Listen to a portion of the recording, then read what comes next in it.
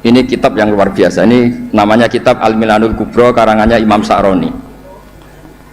Ada perubahan yang enggak diduga para kiai-kiai Indonesia. Ngiranya perubahan itu kan masyhur kan fal yughayyiruhu biyadi, terus urutannya apa? Man ra'a minkum munkaron fal yughayyiruhu biyadi dulu ya.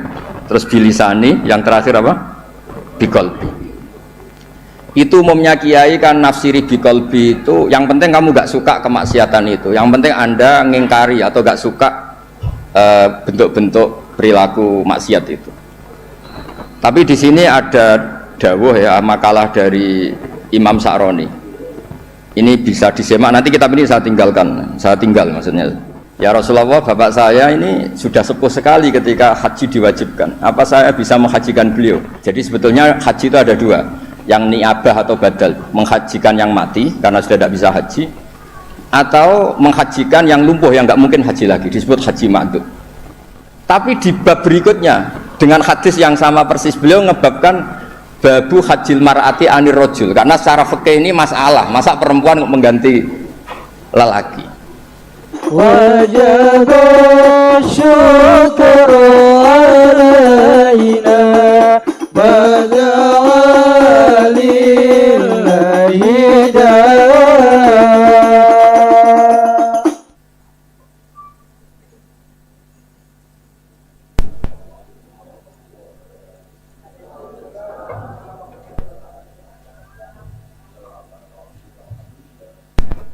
Wassalamu ala asyrafil mursalin Sayyidina Maulana Muhammadin wa ala alihi wa sahbihi asmain, amma ba'du. Teng ngarsa para sesepuh, para keluarga besar Bali Maksum ingkang kula hormati. Iki wonten Kiai Haji Cis keluarga dan Kiai Haji Hamam sedanten ingkang kula hormati saking keluarga Tebuireng wonten Gus Fahmi Amruwah, wonten saking keluarga Termas, keluarga Lasem. Ya alhamdulillah kula kecewa. Tak pikir acara makan-makan. Nggih, mugi-mugi kecewa kula nu dadosaken keramat kula. Syarat kiai dikecewakno. Terus kula nu terkenal lak diundang wangel. Siji nggih menawa ora disombong, duka ora disopan mboten ngerti. Nak jare sing ngundang nu sombong, nak jare pangeran insyaallah sopan. Mergo pidato terus ngandani wong ora sopan. Ya nak jare sing ngundang ngotot ya, nak ra teko sing ora sopan. Nah ini perspektif niku kalau utarakan kersane sing monis kula boten sopan tobat. Gene iki rileks mawon. Kula secara struktur keluarga manggil Bu Ida niku bulik karena kula niku generasi Mbak Aziz, Mbak Maimunah, gak ada putra namanya Mbak Idrus. Mbak Idrus juga ada putra Mbah Kula Fatimah, ibu kula generasi ke-6. Menawi keluarga kerapyak, misalnya Bu Ida, Mbah Ali Maksum, Mbah Nuriyah, terus Mbah Mas Furiyah, terus Mbah Abdul Aziz. Tapi buyut kula niku mbarep. Dados kula memang secara emosional dekat sekali sama keluarga Lasem. Cuma istilah kula keceluk Bani Umar. Sing teng mriki wonten Mbak Fatma niku garwanipun. Sakjane kula ngundang Zaki, nggih Zaki ngoten mawon. Sampai berhubung garwa Mbak kula terus kula terpaksa ngundang Mas Zaki. Nggih radi kriminal niku secara struktur keluarga niku.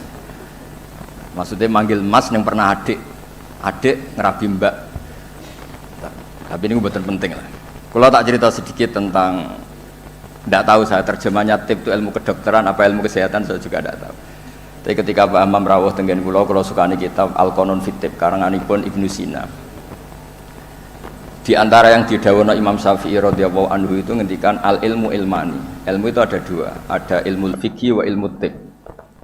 Ilmu kesehatan. Kemarin kula alhamdulillah nderekaken Gus Zofur pas wisuda wonten Pak Imam Taufik, Profesor Imam Taufik. Kula niku sering cerita secara keilmuan. Ilmu kesehatan itu penting. Misalnya ada orang belajar sabar lewat referensi kayak hikam, kayak ihya. Ya. Tapi makanannya itu pemicu emosi. Kalau guyon mbek Gus Zofur iku mandindi kira-kira. Jadi belajar itu sabar, wajib sabar. Tapi yang dimakan itu yang memicu emosi. Belajarnya tentang kesehatan berpikir, tapi nyabu. Artinya makanan itu punya pengaruh penting dalam sistem tubuh kita. Orang mabuk ya karena makanan, orang gampang emosi ya karena makanan. Makanya Imam Syafi'i di sini ngendikan ilmu fikih wa ilmu tib. Orang punya kemampuan rasionalitas itu kalau otaknya normal. Normal itu bisa dipicu disebabkan cara pandang. Cara pandang ini penting. Misalnya tadi, kalau orang ngundang saya itu pikirannya itu ngundang, kalau nggak dituruti itu terus mutung, darani sombong macam-macam. Kalau saya itu cara berpikir kebalik, diundang nang panggung, terus ngadeg, terus ngandani wong, kadang dikandani luwih sepuh, terus ruwet. Kulo niku pun memaklumatkan diri Islam, mbah-mbah kulo niku terkenal wali, jadi kulo nggih mau daftar wali resmi. Jadi kulo niku sering niki cerita mawon kulo mungkin tidak sampai 20 menit, selain mungkin buatan mampu nggih, memang nggak boleh lama-lama. Haram. Kulo nu sering sinau, alhamdulillah sinau Ihya Ki Hatam. Karena pun dipameri wau Pak Hamam. Ben kecelok putra mantu Bali Maksum ya cerita al macam-macam ben ketok pinter. Tapi ternyata dendam mbek mertuane dicurigai Muhammadiyah terus dendam nganti saiki. Nggih alhamdulillah niki Bu Ida bulik kula niki jenengan ndek bojo sing ra dipendendam. Saking dendame membuktikan nak ndekne ora Muhammadiyah. Sampai sesulit ini untuk menjawab kalau beliau tidak Muhammadiyah. Mugi-mugi roh Mbak Maksum menerima bahwa menantunya ini benar-benar tidak Muhammadiyah. Padahal andekan Muhammadiyah itu juga gak masalah kan dengan makna lughat. Muhammadiyah itu umat Kanjeng Nabi Muhammad sallallahu alaihi wasallam. Jadi Muhammadiyah itu bisa nama ormas, bisa nama umatnya Rasulullah sallallahu alaihi wasallam.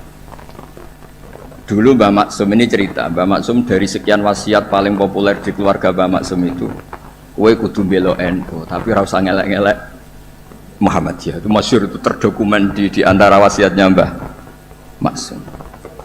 Dan alhamdulillah saya tadi diderekno cucu Mbak Abbas, Kolonel Nafis itu cucu Mbak Abbas. Selama kebetulan ketemu Gus Fahmi Amruwah ini, dulu ceritanya Mbah Hasyim itu dalam ancaman macam-macam lah namanya zaman perang. Karena Mbah Hasyim itu hanya orang alim fikih, usul fikih, ahli hadis, itu takut terus nyewa Mbak Abbas disuruh ngelatih santrinya pencak yang jadi asal usul pagar Nusa. Alhamdulillah cucunya jadi kolonel. Yang cucu Mbah Hasyim ya macam-macam, ada yang iya ada macam-macam. Tapi sebetulnya dari gen keluarga Lasem sama Mbah Hasyim itu sama-sama nasabnya sama, gayanya juga sama. Ya ada yang jelas ada yang enggak jelas. Tapi saya ingin bela yang tidak jelas karena ini kan kampus ya, jelas aturannya jelas. Saya itu sering ditanya, saya sering ditawarin Gus mau jadi dokter honoris causa di kampus ini. Enggak kata saya. Kenapa? Nara di duit ora pantes dokter ora di duit. Jadi enak Gus nonton ngopi ge pantes, ora jelas ge pantes, kafe pantes. Tapi dari ketidakjelasan itu menjadi jelas. Kalau semuanya itu sistem kampus, itu nanti orang mau belajar tema fikih tertentu misalnya kalau di fikih harus nunggu semester berapa baru ada pelajaran itu. Masa mau belajar khed daftar dulu sampai mata kuliah berapa baru dapat pelajaran khed. Itu bisa tutup Islam kalau semuanya tertib itu. Tapi baru kayak kiai gak jelas kayak saya itu di jalan ketemu orang tanya, Gus, badhe sowan apa? Ketemu saya di pasar. Saya hobi sering ke pasar. Bukan karena nganggur ya memang seneng. Saya itu senang di pasar itu sederhana, kalau ada ibu-ibu awam tak belajari 10.000 senang alhamdulillah. Kok pinter jenengan, saya ini kiai besar jadi kalau muni alhamdulillah ngenteni untuk duit 10 juta ini yang nggak pernah ngaji untuk duit 10.000 sisa syukur. Jadi tak anggap itu bentuk kekalahan saya. Jadi kalau nang pasar itu bentuk tawaduk kula. Ini mboten ngajari terus kiai-kiai nang pasar nggih mboten, iki cerita mawon. Cerita istihad kula. Terus saya bilang, mboten usah di sini saja. Terus tanya, anak saya itu istikhadah, keluar darah gini-gini, sholatnya gimana? Tak jawab saat itu juga. Ada kiai yang negur itu tidak sopan, Gus tanya kok tidak sowan itu. Nak sowan malah ra sopan, siji ganggu aku pas istirahat. Nomor loro cah dalemku ribet gawe teh ngene-ngene. Mergo cah dalemku itu ya agak kacau. Habis bikin teh ada tamu lagi, mau kok gak menisan. Karena terus harus bikin teh lagi. Saya itu sudah survei di semua cah dalem kiai itu ternyata ngeluh kalau kiainya tamunya banyak. Jadi dulu ketika saya masih nerima tamu, 2 tahun Yai wafat itu saya masih nerima tamu. Itu kalau ada tamu, kangkang resik-resik ada tamu lagi. Waduh, gak menisan mau, maksudnya koda jadi. Nggak, ini cerita saja, bukan nyindir para tamu ndak, tapi ini supaya dimengerti bahwa kehadiran mereka itu gak digendaki candalem. Nah ini kan lembaga ilmiah, ini kan diskusi, ini ada Mas Imam Taufik tukang diskusi. Jadi nah ini yang tertib ya monggo, yang nggak tertib ya, karena barokahnya tidak tertib itu misalnya semua orang soleh di masjid, kalau ada orang kecelakaan yang nolong ya orang-orang yang di jalan, itu orang-orang nggak tertib, tapi itu efektif, itu ada orang tersesat yang nolong mereka, kecelakaan mereka, ada orang jambret yang nolong mereka. Jadi umat Islam itu dimana saja itu baik, yang jalur kampus gitu baik, yang jalur nggak tertib kayak saya juga baik. Dan dari dulu saya itu yakin suatu saat saya tetap keramat dengan cara saya seperti ini. Bukan apa, karena tadi orang Islam itu banyak yang nganggap kampus itu elit. Wow, itu bayar, terus elit, terus berdasi. Jadi bayang notok aja enggak.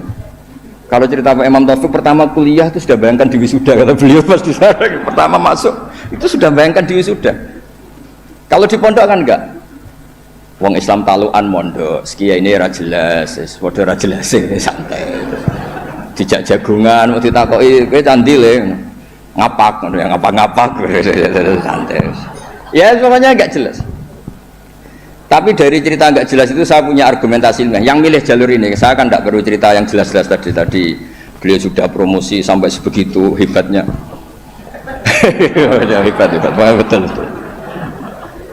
Soalnya top lah. Cara tahadus bin Emah itu top. Tidak tahu tahadus apa sponsor, tidak tahu. Tergantung niat itu. Saya juga nanti insya Allah hormat keluarga Gus Asim di keluarga Kenawawi baca hikam. Ya, memang saya ini mohon maaf, saya itu susah diundang. Bukan apa-apa, memang saya punya bapak namanya Ki Nur Salim, itu punya abah namanya Mbah Nur Sam, itu nggak pernah keluar rumah. Jadi saya punya sanad gen keluarga yang suka di dalam.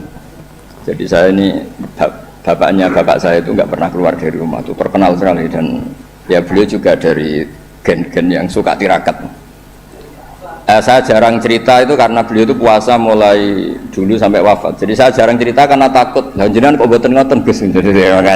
Makanya saya lebih sentuh cerita gen dari ibu, karena keluarga Lasem itu rileks, ngopi-ngopi, cangkruk, semuanya santai. Ya alhamdulillah kok punya sanad begitu gitu.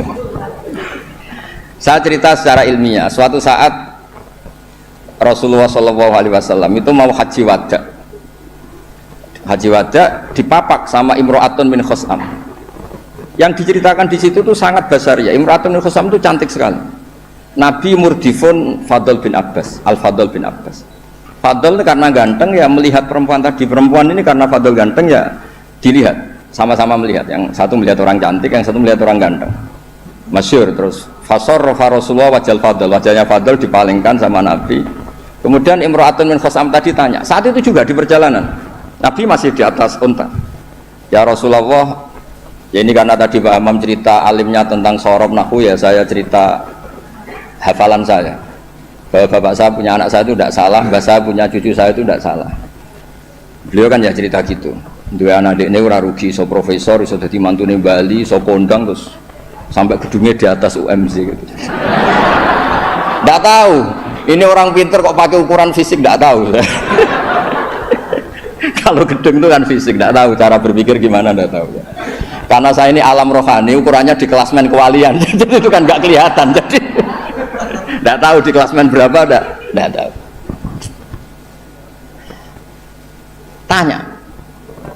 Tanya inna faridotawah ala ibadihi adrokat abi syekhon kabiron. Afa ahujju anhu. Nabi jawab, qala na'am. Ayan fa'uhu dzalik, qala na'am. Kamalokana ala biki denun fakodaitihi nafa'ahu. Ya Rasulullah, bapak saya ini sudah sepuh sekali ketika haji diwajibkan. Apa saya bisa menghajikan beliau? Bisa. Apa manfaat? Ya bisa, seperti bapak kamu punya utang, kamu yang bayar itu cukup gitu. Lalu Imam Bukhari itu mengebabkan ini sampai 3 kali. Satu di bab haji makdud. Jadi sebetulnya haji itu ada 2, yang niabah atau badal, menghajikan yang mati karena sudah tidak bisa haji, atau menghajikan yang lumpuh yang nggak mungkin haji lagi, disebut haji makdud. Jadi Imam Bukhari mengebabkan babul hajil makdud, atau al-ihjat anil ma'dud. Tapi di bab berikutnya dengan hadis yang sama persis beliau ngebabkan babu hajil mar'ati anir rojul, karena secara fikih ini masalah, masa perempuan mengganti lelaki.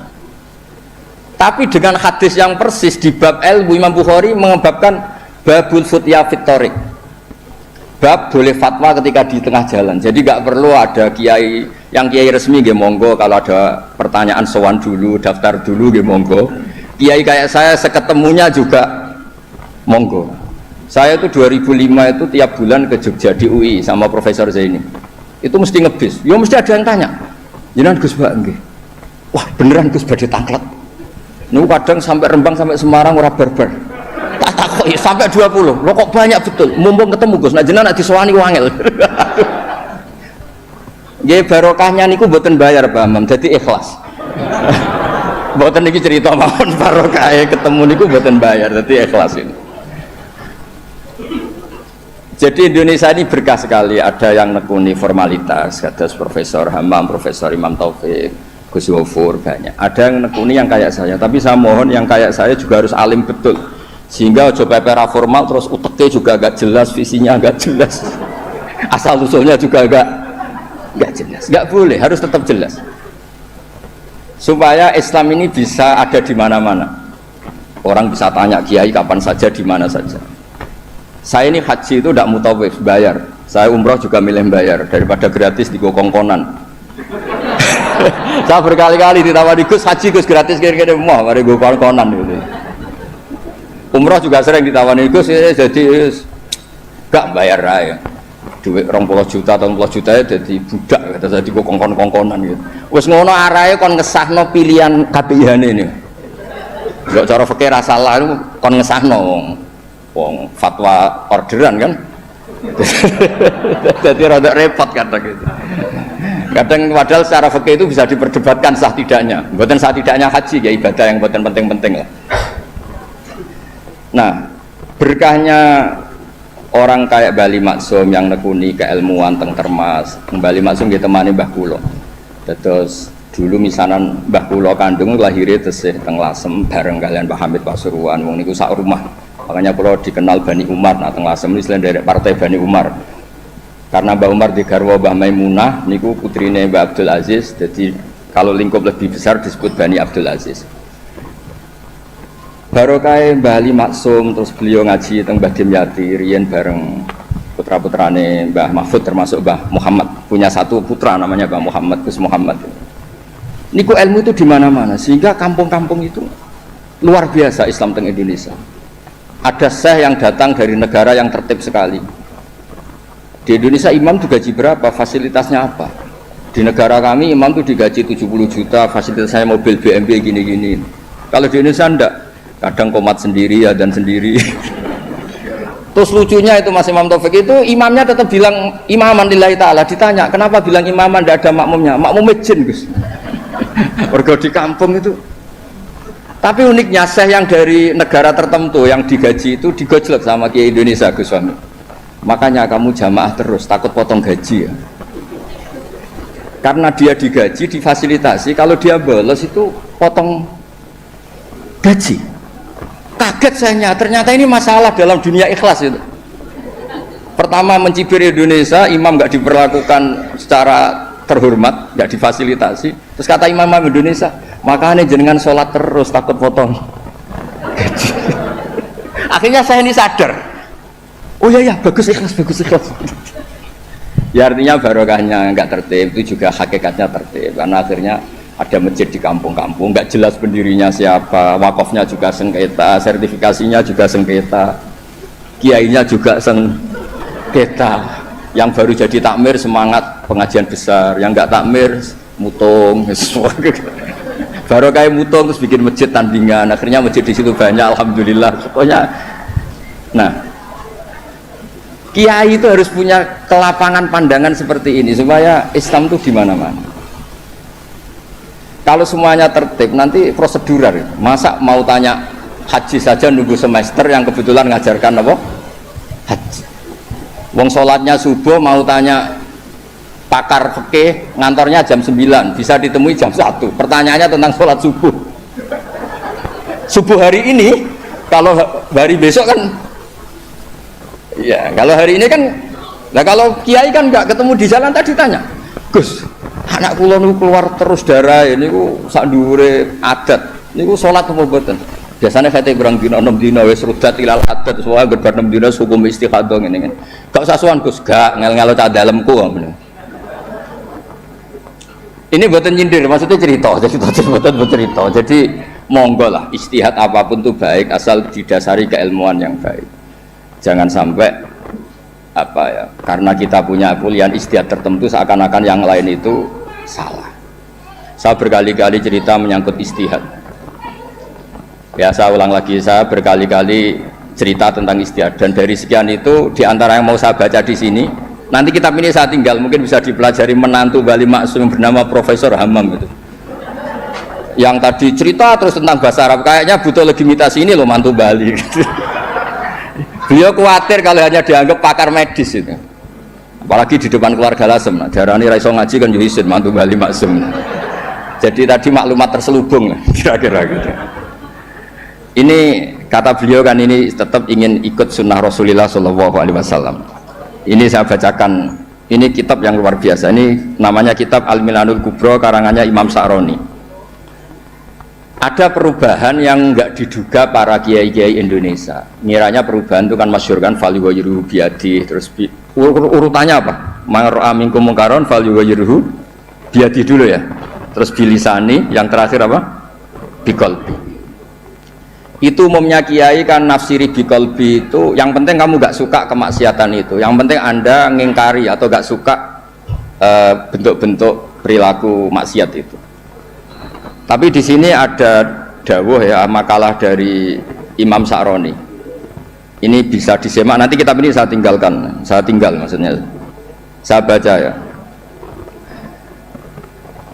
Ketika watahhiruhu bil qalbi likullil arifin alladzina ghalaba alaihim syuhudu ikhtiqarihim nufusahum ayyakunu nahina li ghairihim fayatawajjahu ahaduhum bi qalbihi ila Allah azza wa jalla fi tahyiri dzalikal munkar fayakuffu dzalimu an dzulmihi wa syaribul khamri an syurbihi fa hadza huwa tahyiru haqiqatan. Jadi kalau menurut pakar ilmu hakikat fal yughayyiru bi qalbi itu Pak Hammam punya hubungan munajat dengan Allah, nak dikandani ra kena tak madhep aku ning pangeran. Umat didongakno, dongane jenengan mandi terus semua orang itu baik.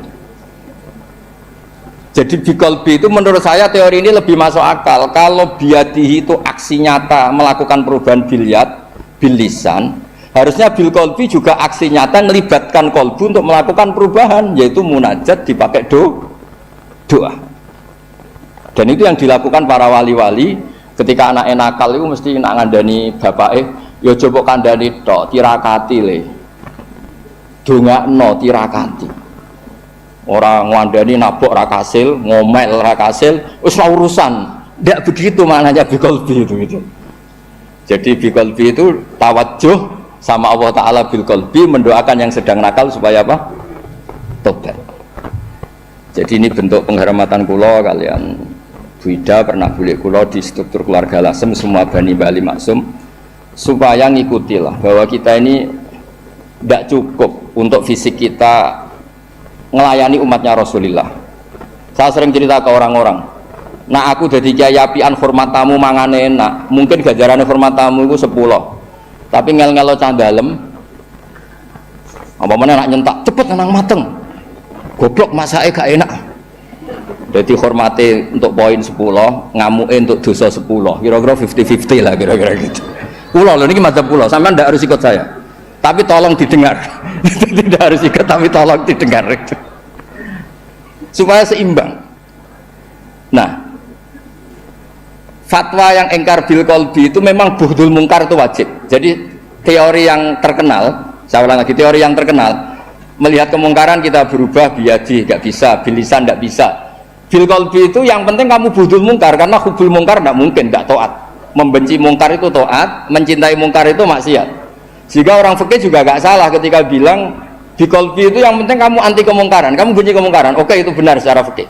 Tapi secara ilmu hakikat itu masalah. Masalahnya begini. Biadihi itu ikhtiar untuk bikin perubahan. Nah, bilisanihi juga ikhtiar untuk bikin perubahan. Ya harusnya biqalbi juga ikhtiar qalbu untuk bikin perubahan. Caranya apa? Tawajjuh ila Allah dengan berdoa. Nggih, paham nggih clear ya? Mun wae jenengan mantu bali maksum tenan, mun kula percaya. Wong iso cerita al ta'rif ya semacam-macam. Kula mau mun tak mandho. Ono wong iki. Mun mengke nak teng alam roh bali maksum kula matur pun mboten ngarah Muhammadiyah.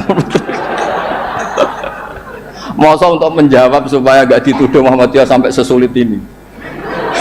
Gawe menara nekakno putu Mbah Hasim terus untuk mengesahkan insya Allah Bali Maksum mboten tipikal tiang suudzon mun jenengan percaya.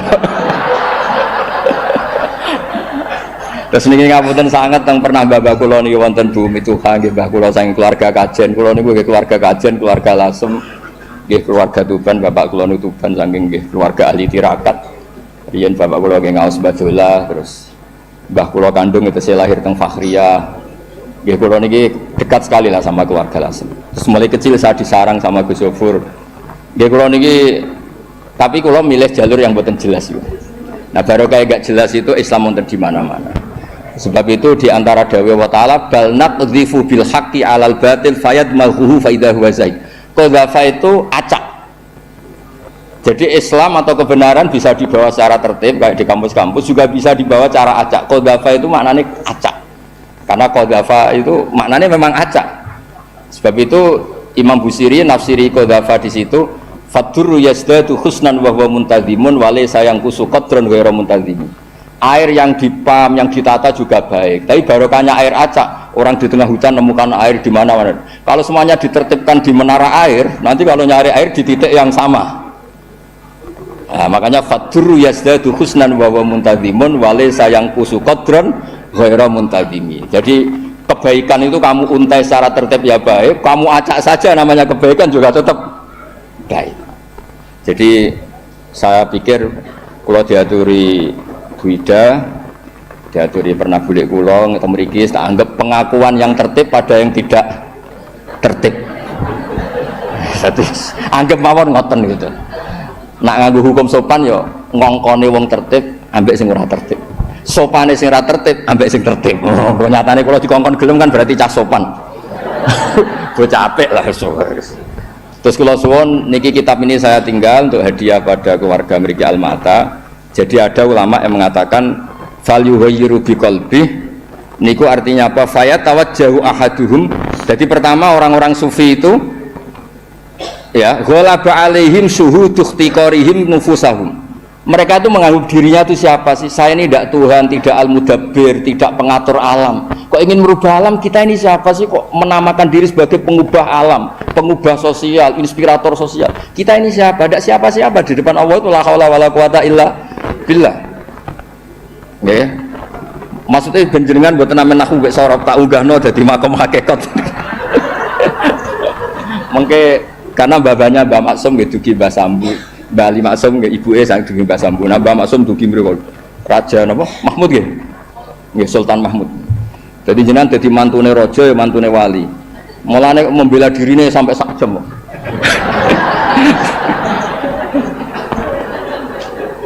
Lah niki kalau cukup 20 menit tapi efektif no.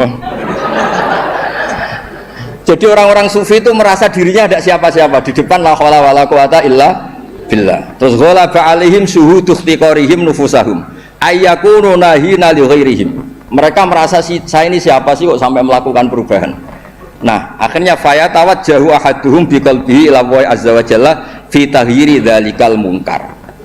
Sungkeman ning Allah supaya orang sekelilingnya baik-baik saja. Tapi karena beliau-beliau ini wali, akhirnya fayakufu dzalimu an dzulmi wa syaribul khamri an syurbi. Fa hadza huwa taghyiru haqiqatan. Makanya cerita-cerita wali itu ya kalau ada kemungkaran itu sungkem, kampung sing abangan ditirakati jadi kampung yang baik. Orang nato orasinya. Paham ya? Orang nato kecakapan metodologi dakwahnya atau metode dakwahnya yang ditata itu tawajjuhul qalbi ila Allah subhanahu wa ta'ala. Terus niki sebagai bentuk hadiah kula wingi Bu Ida kula hadiah kitab Al-Qanun Fitib niki juga saya hadiahkan di sini supaya mindset kita, cara berpikir kita munajat teng Allah Subhanahu wa ta'ala. Jadi fikihnya nggih jalan, monggo ikhtiar sebaik mungkin, tapi jangan merubah ilmu hakikat bahwa al-amru biyadillah, hanya Allah saja yang lahu maqalidus samawati wal ardh. Nggih ngapunten ingkang sanget. Wassalamualaikum warahmatullahi wabarakatuh.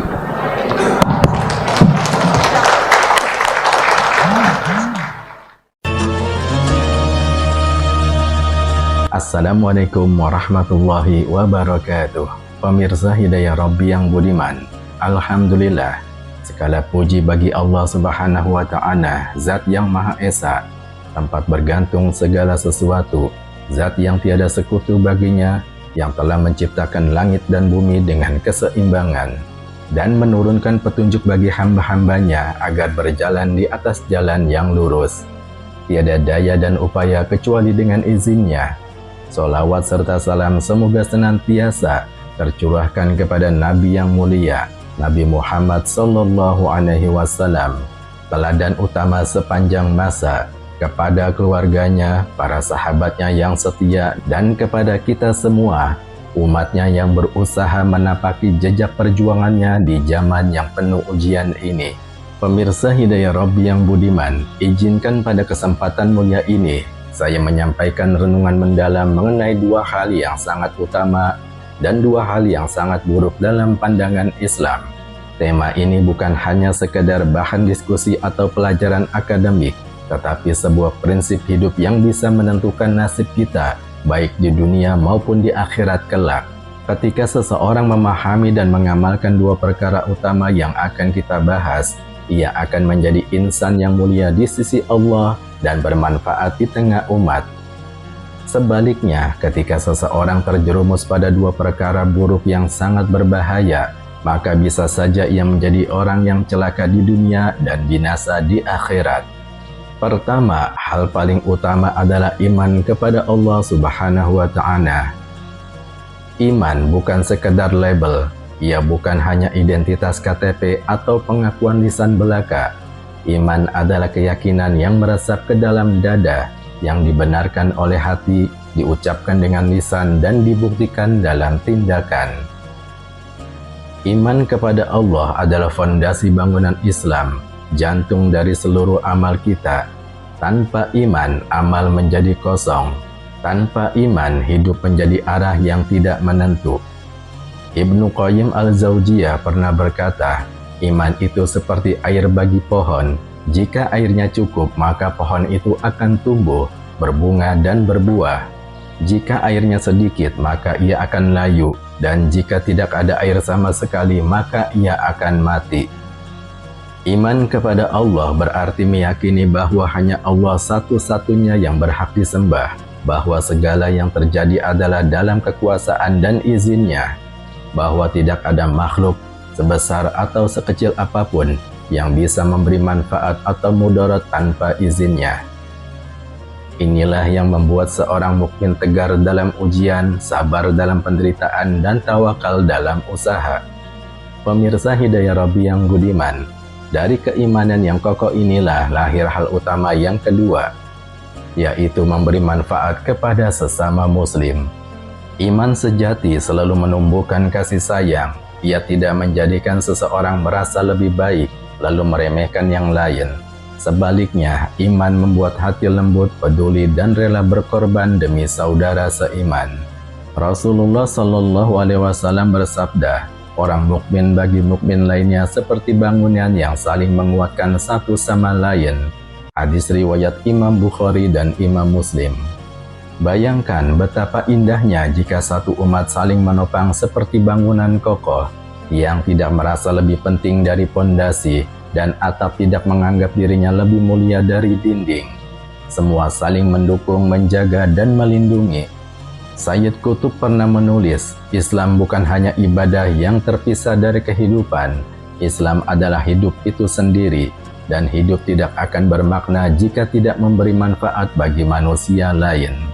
Kita bisa memberi manfaat dengan berbagai cara, menolong orang yang kesusahan, berbagi rejeki, mengajarkan ilmu, menyebarkan inspirasi, atau bahkan sekedar menyapa dengan senyum yang tulus. Jangan remehkan kebaikan sekecil apapun, karena bisa jadi Dari situlah Allah ridho kepada kita.